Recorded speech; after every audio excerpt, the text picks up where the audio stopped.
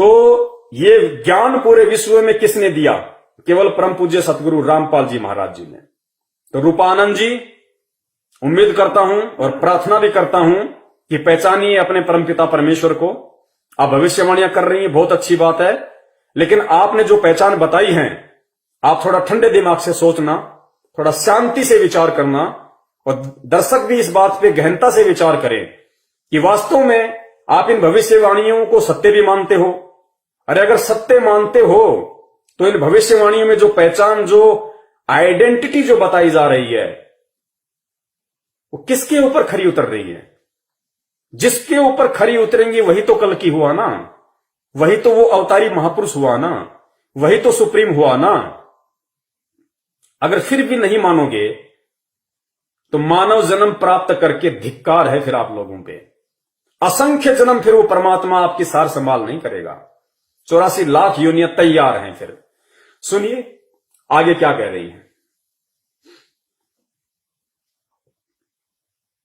और एक बात और ध्यान देना, जब भी कोई अवतार लेता है ना तो अकेले नहीं लेता, दो लोग साथ में आते हैं। एक शक्ति का अवतार होता है, ज्ञान का अवतार होता है। जैसे कृष्ण जी ज्ञान के अवतार थे, ज्ञान था, उनमें ज्ञान देते थे। लेकिन जो बलराम थे वो शक्ति का अवतार थे। दो लोग साथ जरूर आते हैं। राम जी और लक्ष्मण जी भी दो अवतार आते ही आते हैं, इसलिए दो आएंगे ही आएंगे उसके साथ।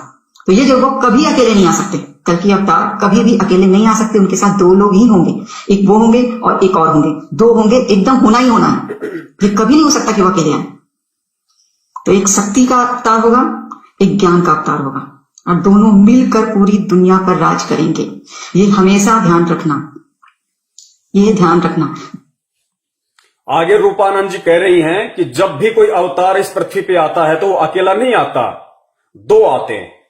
अकेला नहीं आता। इन्होंने श्री रामचंद्र जी का एग्जाम्पल दिया कि श्री रामचंद्र जी जब आए तो साथ में लक्ष्मण जी आए, जो शक्ति का अवतार था। शक्ति का मतलब होता है पावर। शक्ति का मतलब यहां पे आप जी दुर्गा मत समझ लेना। शक्ति का अवतार का मतलब है पावर, क्योंकि लक्ष्मण जी कोई दुर्गा के अवतार नहीं थे, वो शेषनाग जी के अवतार थे। तो शक्ति का मतलब होता है पावर, स्ट्रेंथ, सिद्धियां। तो जब भी कोई अवतार इस पृथ्वी पे अवतरित होता है तो वो दो लोग आते हैं। रामचंद्र जी के साथ में इन्होंने बताया कि लक्ष्मण जी आए, फिर द्वापर में श्री कृष्ण जी के साथ में बलराम आए। ऐसे ही ये कह रही हैं कि जो कल की आएगा उसके साथ भी एक और आएगा, वो दो आएंगे और दोनों मिलकर पूरी दुनिया पे राज करेंगे। तो पुण्यात्माओं, ये अध्यात्म है। यहां हमने कुछ बातों पे विचार करना पड़ेगा। जगत वाले अभी इन बातों को नहीं समझ पाएंगे। हम भगत हैं, हम उस परमपिता परमेश्वर की शरण में हैं। हमारे ऊपर ज्ञान की विशेष रजा है, विशेष दया है। तो हमने इस चीज को समझना पड़ेगा कि यहां पे जो भविष्यवाणियां इन लोगों ने जो की है, इन्होंने अपने हिसाब से की है कि वो दो आएंगे, जबकि किसी भी धर्म शास्त्र में, किसी भी ग्रंथ में कल्कि के साथ में किसी दूसरे के आने की कोई भविष्यवाणी नहीं है। लेकिन इन्होंने अपने दृष्टिकोण से ये बातें इन्होंने यहां पे राम के साथ में लक्ष्मण को जोड़ के और श्री कृष्ण जी के साथ में बलराम को जोड़ के की है। हो सकता है जो कल्कि आगे आएगा, कलयुग के अंतिम चरण में लाखों वर्ष बाद, हो सकता है उसके साथ कोई एक और आ जाए। लेकिन वर्तमान में जिस हम कल्कि की बात कर रहे हैं, जिसकी पहुंच इन भविष्य वक्ताओं को 7 जन्मों तक नहीं है, क्योंकि वो परमपिता परमेश्वर है, समर्थ है, वो कबीर साहब है, उसको किसी दूसरे की जरूरत नहीं है। वो अकेला ही पूरी सृष्टि का रचयिता है, अकेला ही पूरी सृष्टि का संचालन करता है। और उस परमपिता परमेश्वर को अपना मिशन पूरा करने के लिए किसी दूसरे की जरूरत नहीं है। अरे उस परमपिता परमेश्वर ने, सतगुरु रामपाल जी महाराज जी ने लाखों शक्तियां खड़ी कर दी, लाखों शक्तियां। जो पावर आज साक्षात ब्रह्मा विष्णु महेश जी के पास नहीं है, जो पावर 33 करोड़ देवी देवताओं के पास नहीं है, क्योंकि इनके पास में केवल अष्ट सिद्धि और 9 निधि है। इससे ऊपर इनके पास कुछ नहीं है। किनके पास? ब्रह्मा विष्णु महेश जी के पास। अब इनके जो साधक होंगे, जो भगत होंगे, उनको क्या सिद्धियां होंगी? पहली बात तो सिद्धियां हो नहीं सकती, क्योंकि वो ब्रह्मा विष्णु महेश जी की भी वर्तमान में यदि पृथ्वी पे कोई भक्ति कर रहा है संत रामपाल जी महाराज जी से दूर होके, तो किसी के पास भी ब्रह्मा विष्णु महेश जी, गणेश जी, दुर्गा जी के वास्तविक मंत्र नहीं है। वो केवल उनके नाम का ही जाप करते हैं। ओम दुर्गा देवी, ओम विष्णु देवाय नमः, ओम नमः शिवाय, ओम गणेशाय नमः। अरे ये तो उनके नाम हैं। जैसे गुरुदेव ने बताया कि जैसे कुत्ता होता है या जैसे कोई झोटा होता है भैंसा, आप भैंसे को बार बार कहो, उसके पीछे खड़े होके कहो कि ए भैंसा इधर आ, भैंसा राम, या कुत्ते को कहोगे कुत्ता राम, ए कुत्ते इधर आ, वो आपकी तरफ देखेगा ही नहीं, क्योंकि वो तो उसके शरीर का नाम है। लेकिन उसको आकर्षित करने वाला नाम कौन सा है, उसको रिझाने वाला नाम कौन सा है? आप कुत्ते को कुत्ता कहते रहो, नहीं देखेगा, आपकी तरफ ध्यान नहीं देगा। आप कुत्ते को इतना सा बोल दो, तुरंत आपकी तरफ कान खड़े करके देखेगा कि मुझे कौन बुला रहा। क्यों? क्योंकि वो उस कुत्ते को आकर्षित करने का, उस कुत्ते को अपने पास बुलाने का कोड वर्ड है, उसका वास्तविक मंत्र है। भैंसे को भैंसा करते रहो, नहीं सुनेगा। भैंसे से दूर होके पेड़ की ओट लेके अगर आप ये कह दोगे उड़ रही, तुरंत देखेगा किधर से आवाज आई, कौन बुला रहा है, किसने बोला। क्यों? क्योंकि भैंसा तो उसके शरीर का नाम है, लेकिन उसको आकर्षित करने का मंत्र क्या है? उड़ रही, डो, तुरंत देखेगा आपकी तरफ। ऐसे ही ब्रह्मा विष्णु महेश दुर्गा देवी देवता भैरव भूत हनुमान श्री कृष्ण श्री रामचंद्र, आप इनके रात दिन जाप करते रहो, ये आपकी तरफ ध्यान नहीं देंगे, क्योंकि वो तो उनके शरीर का नाम है। लेकिन उनसे लाभ लेने वाला वो कोड वर्ड क्या है, वो मंत्र क्या है? वो मंत्र इस पूरी पृथ्वी पे केवल परम पूज्य सतगुरु रामपाल जी महाराज जी के पास है, जो मुझे प्राप्त है, जो आप मेरे हजारों लाखों भगत भाई बहनों को प्राप्त है। तो वर्तमान में यदि किसी के पास में कोई पावर भी है, कोई शक्ति भी है, क्योंकि भगत के अंदर 24 प्रकार की सिद्धियां होती हैं। परम पूज्य सतगुरु रामपाल जी महाराज जी ने, जो कबीर परमेश्वर हैं, उन्होंने इस पृथ्वी लोक पे आके शास्त्र अनुकूल हमें जो भक्ति विधि दी है, जो साधना दी है, उस भक्ति विधि से प्रत्येक भगत में जो मर्यादा में रह के भक्ति करता है, गुरुदेव ने बताया कि उसके अंदर 24 सिद्धियों का वास हो चुका है। लेकिन बच्चों, ये 24 सिद्धियां मैं तुम्हारे अंदर प्रकट नहीं होने दूंगा। क्यों? क्योंकि मेरा मकसद अब की बार तुम्हारा आत्म कल्याण करना है, तुम्हारा उद्धार करना है, तुम्हें सचखंड लेके जाना है, तुम्हें सतलोक लेके जाना है। इसलिए मैं जो ये भक्ति मंत्र देके और जो तुम्हारे भक्ति रूपी टायर में हवा भरवा रहा हूं, मैं इसको पंचर नहीं होने दूंगा। क्योंकि इसी हवा के प्रभाव से, इसी पावर के प्रभाव से तुम सतलोक जाओगे। इसलिए परमेश्वर उनको प्रकट नहीं होने दे रहे।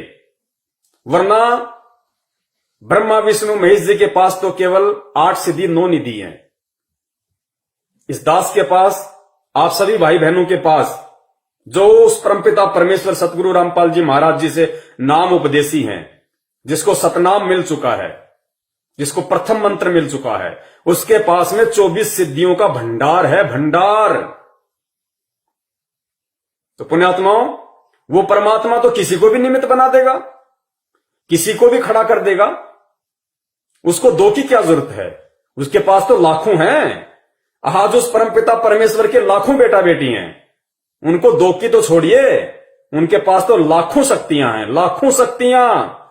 लक्ष्मण जी और बलराम जी से भी प्रबल लाखों शक्तियां आज उनके पास में हैं। तो ये आध्यात्मिक दृष्टि से आप और हमें यहां पे समझना पड़ेगा कि परमपिता परमेश्वर जो सबका बाप है, सबका पिता है, सारी सृष्टि का रचनहार है, उत्पत्ति करता है, जिसने 6 दिन में सृष्टि रची, 7वें दिन तख्त पे जा बैठा, यानी सतलोक में वापस जा बैठा।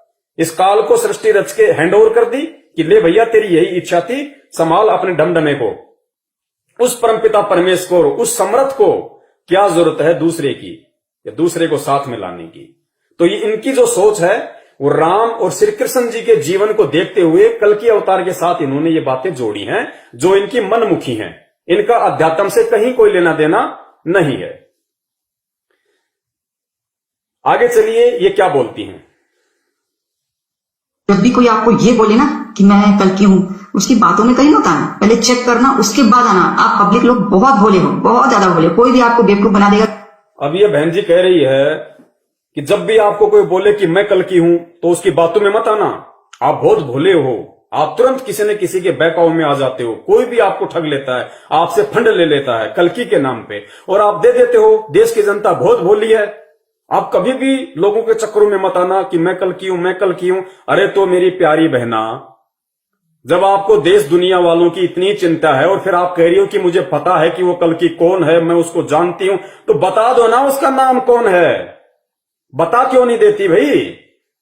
इसका मतलब हुआ भाई, इनकी झूठ है ये, जो ये कहते हैं कि हम कल्कि को जानते हैं, हमारे सिवा कल्कि को कोई नहीं जानता, वो कहां है मुझे ये भी पता। आप देखना आगे ये बताएंगे ये सारी बातें।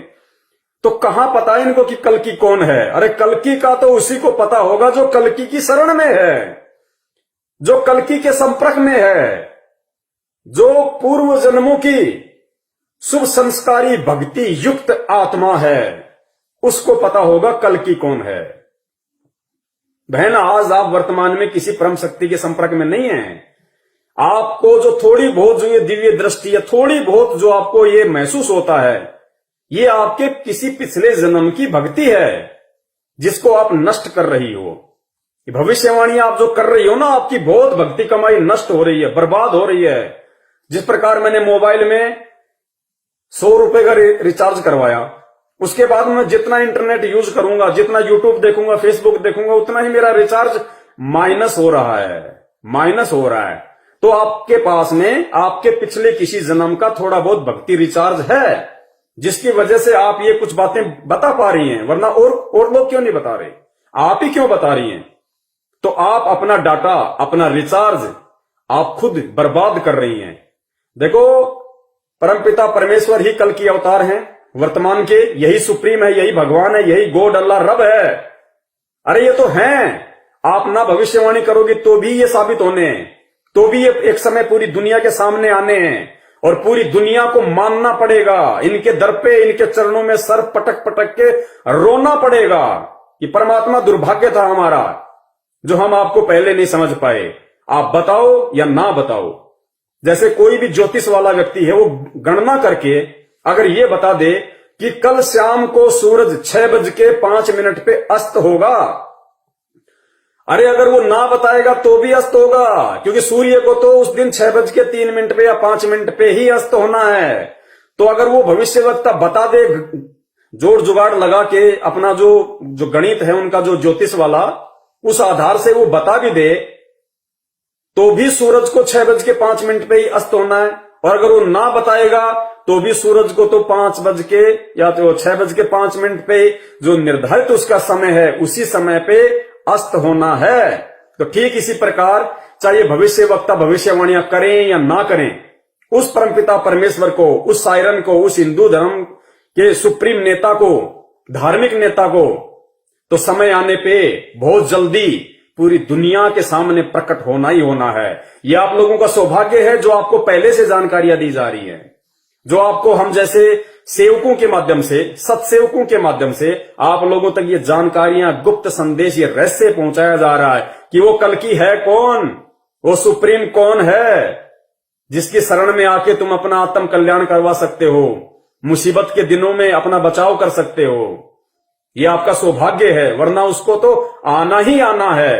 और दुनिया झक मरा के, सिर पटक पटक के मानेगी कि हां, अगर कोई है तो केवल यही है।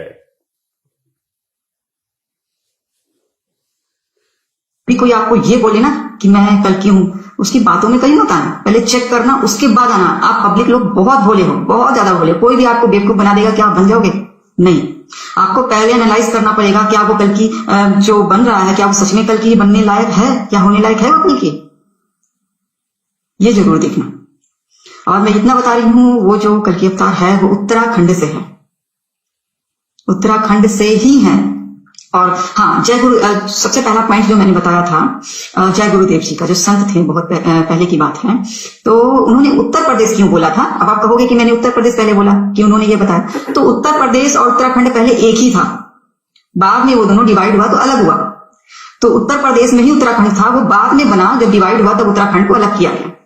तो उन्होंने भी भविष्यवाणी में ही उत्तर प्रदेश का नाम लिया। और जो हमारे जो साधु संत हैं उत्तराखंड के, उन लोगों ने भी उत्तराखंड ही नाम दिया था।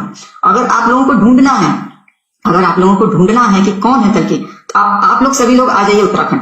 वहां पे जितने साधु संत हैं सबसे पूछ लीजिए, जहां जो असली साधु है, जो कहीं तपस्या कर रहे हैं, जो कहीं रह रहे हैं एक ग्रुप बनाकर, तो उनसे पूछिएगा कि कल्कि अवतार कहां से। वो लोग एक ही नाम लेंगे, उत्तराखंड से होगा वो, क्योंकि सबको पता है उत्तराखंड से है। वहां के साधु संत को पता है, हिमालय के साधु संत को भी पता है उत्तराखंड से है।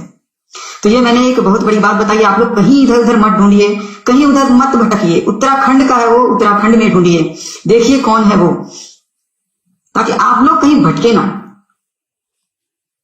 आगे रूपानंद जी कह रही हैं कि वो जो कल्कि होगा, जो सुप्रीम होगा, वो उत्तराखंड से है। आप लोग और कहीं मत ढूंढिए, कहीं मत भटकिए, किसी के बहकावे में मत आइए। अगर उसको ढूंढना है, जानना, पहचानना है, तो उत्तराखंड के साधु संतों से मिलिए। जो असली साधु संत है, जो कोई तपस्या कर रहे हैं, वो उत्तराखंड से ही होगा। वो सुप्रीम, वो कल्कि उत्तराखंड से ही होगा। फिर कह रही है कि जय गुरुदेव जी ने अपनी भविष्यवाणी में कहा था कि वो उत्तर प्रदेश से होगा, और मैं आज उत्तराखंड बोल रही हूं। फिर इन्होंने उसका स्पष्टीकरण दिया कि जिस समय जय गुरुदेव जी ने भविष्यवाणी की थी, उस समय उत्तराखंड और उत्तर प्रदेश एक ही था, इनका विभाजन नहीं हुआ था। आगे चल के फिर ये उत्तराखंड एक दूसरा स्टेट बन गया। तो ये कह रही हैं कि जय गुरुदेव जी के अनुसार वो उत्तराखंड से ही होगा। तो ये अध्यात्म है, बहुत सारी चीजें हैं जो इन लोगों के आसपास भी नहीं है, इन भविष्यवक्ताओं के, ना ये जान सकते ना ये पहचान सकते। अगर इनको इतना ही कंफर्म है कि वो उत्तराखंड से है, उत्तराखंड से ही होगा, और सभी साधु संतों को पता है कि उत्तराखंड से है, तो बता क्यों नहीं रहा कोई? अरे जिन साधु संतों महात्माओं का ये जिक्र कर रही है बहन, तो फिर बता क्यों नहीं देते? वो साधु संत महात्मा छुपे क्यों बैठे हैं? शर्म आती है क्या उनको उस कल्कि का नाम बताने में कि उत्तराखंड में यहां से है, ये उसका नाम है? उत्तराखंड से नहीं होगा। ये आध्यात्मिक जीवन के कोड वर्ड होते हैं। संत तुलसीदास जी ने जो उत्तर प्रदेश का नाम लिया, उन्होंने कभी ये नहीं कहा कि जिस उत्तर प्रदेश में मैं हूं, उस उत्तर प्रदेश में वो अवतार आएगा, प्रकट होगा या जन्म लेगा। उन्होंने केवल ये कहा कि वो उत्तर प्रदेश से है। अब उत्तर प्रदेश को हमारे को समझना पड़ेगा। अब जय गुरुदेव ने तो ये भी कहा था 7 सितंबर 1971 को कि आज वो पूरे 20 वर्ष का हो चुका है। अगर हो गया, तेरे को इतना ही कंफर्म है, तो कहां है? बता देता उसका नाम, क्यों नहीं बताया? तो इनको स्पष्ट तौर पे दिखाई नहीं देता, इनको केवल महसूस होता है, इनको आभास होता है इनकी पिछले जन्म की भक्ति कमाई से कि वो कौन होगा, कैसा होगा, कहां हो सकता है। एक आइडिया सा इनको लगता है, ये स्पष्ट नहीं देख सकते। तो उत्तर प्रदेश जो नाम उन्होंने लिया है आध्यात्मिक दृष्टि से, अब उसका रहस्य क्या है?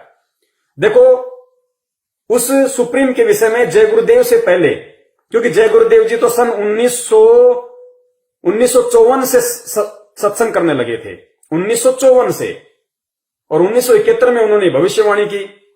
जबकि नास्त्र दमस जी का तो जन्म 1503 में हुआ था, वो तो बहुत समय पहले से ही उन्होंने भविष्यवाणियां कर दी थी। तो नास्त्र दमस जी ने कौन से उत्तर प्रदेश का नाम लिया, कौन से उत्तराखंड का नाम लिया?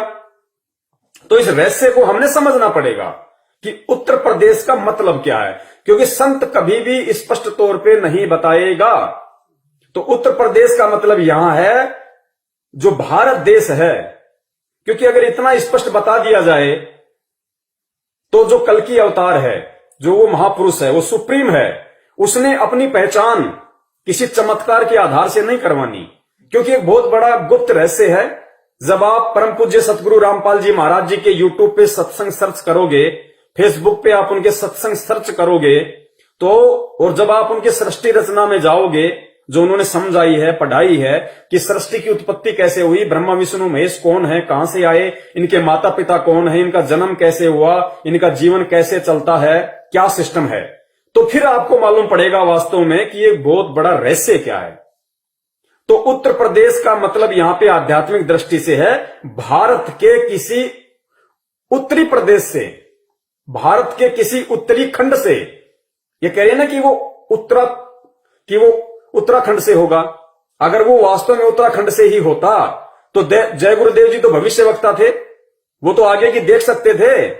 उन्होंने उत्तर प्रदेश ही क्यों बोला? वो उत्तराखंड भी बोल सकते थे, क्योंकि भविष्यवक्ता को तो पता होता है कि आगे चल के उत्तर प्रदेश का विभाजन होगा, डिवाइडेशन होगा, फिर उत्तराखंड बनेगा। तो क्यों ना मैं लोगों को थोड़ी सुविधा दे दूं ताकि बेचारे परेशान ना हो, कहीं भटके ना, क्यों ना मैं आज ही विभाजन होने से पहले उत्तराखंड बोल दूं? उन्होंने क्यों नहीं बोला? इसका रीजन था क्योंकि वो जो सायरन होगा, जो हिंदू नेता होगा, हिंदू धार्मिक नेता कोई राजनीति वाला नेता मत समझ लेना आप, उनका क्या लेना देना, वो उत्तर प्रदेश से होगा। उत्तर प्रदेश का यहां पे अब आध्यात्मिक दृष्टि से ही समझा जा सकता है और इस बात को वही लोग समझ सकते हैं या तो जिनके पिछले जन्म के भक्ति संस्कार मजबूत है या वर्तमान में जो लोग उस कल्कि के संपर्क में आके, उस परम पूज्य परमात्मा के संपर्क में आके सतगुरु रामपाल जी महाराज जी की शरण प्राप्त करके जो उनके सत्संग सुन रहे हैं, जिनको थोड़ी बहुत दिव्य दृष्टि प्राप्त है, वही आत्माएं समझ सकती हैं इन आध्यात्मिकता के कोड वर्डों को। तो उन महापुरुषों ने जो उत्तर प्रदेश का जिक्र किया है वो उनको उस समय स्पष्ट नहीं बताना था। उत्तर प्रदेश का मतलब होता है भारत का उत्तर प्रदेश, भारत का उत्तरी प्रदेश। जैसे एक होता है बल्कि पूर्वी, एक होता है पश्चिमी, एक दक्षिणी, एक उत्तरी। तो भारत का उत्तर में जो प्रदेश है, भारत के उत्तर दिशा में जो प्रदेश है, वहां पे वो अवतारी पुरुष आएगा, या उसको कह दीजिए उत्तराखंड। खंड का मतलब होता है हिस्सा, प्रदेश, भाग। तो चाहे आप उसको भारत का उत्तरी भाग कह दीजिए, आप चाहे उसको भारत का उत्तर भाग कह दीजिए, चाहे आप उसको भारत का उत्तरी प्रदेश कह दीजिए, चाहे भारत का आप उसको उत्तर प्रदेश कह दीजिए, चाहे उसको भारत का उत्तराखंड कह दीजिए, चाहे उसको उत्तरखंड कह दीजिए। यानी वो भारत देश के उत्तरी हिस्से में होगा, उत्तरी प्रदेश में होगा, उत्तरी खंड में होगा। और भारत देश के नक्शे को जब आप देखेंगे तो परम पूज्य परमात्मा सतगुरु रामपाल जी महाराज गांव धनाना, जिला सोनीपत, हरियाणा में जब प्रकट हुए 8 सितंबर 1951 के दिन, तो भारत के नक्शे में आप देखना हरियाणा प्रदेश भारत का उत्तराखंड है, यानी भारत का उत्तरी हिस्सा है। हरियाणा प्रदेश भारत का उत्तरी हिस्सा है।